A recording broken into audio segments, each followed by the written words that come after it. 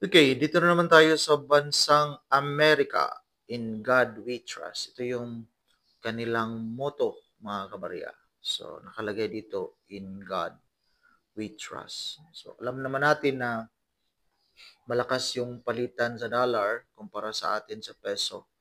Pero talagang nilalagay talaga nila sa mga barya, sa bill nila na nakalagay na in God we trust. So at least may reminder po sila na hindi sila nagtitiwala sa pera kundi sa Panginoon lang, mga kabarya. Sana ganoon din tayo na wala tayong ibang nilagyan or pinagtitiwalaan kundi ang Panginoon, kasi sa Panginoon naman talaga yung may hawak lalo na sa buhay po natin, mga kabarya. Now, ito yung barya, 5 cents. 5 cents po ito. Maliit lang itong klaseng barya, kaya minsan-minsan nag-blurred yung camera natin. Kasi sinuzoom lang natin. So, 5 cents. So, 5 cents itong barya ito.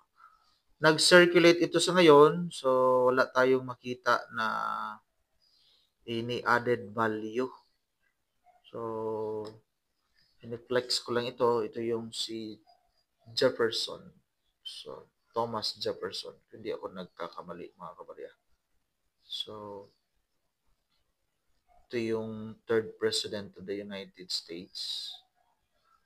Si Thomas Jefferson, mga kabarya. From 1801 to 1809. So, yung equivalent sa currency natin ito, nasa 2 pesos lang ito, 0.84. So, copper, nickel itong baryang ito, 75 yung percent ng copper at saka nickel naman niya is nasa 25%, mga kabarya. So, ito yun.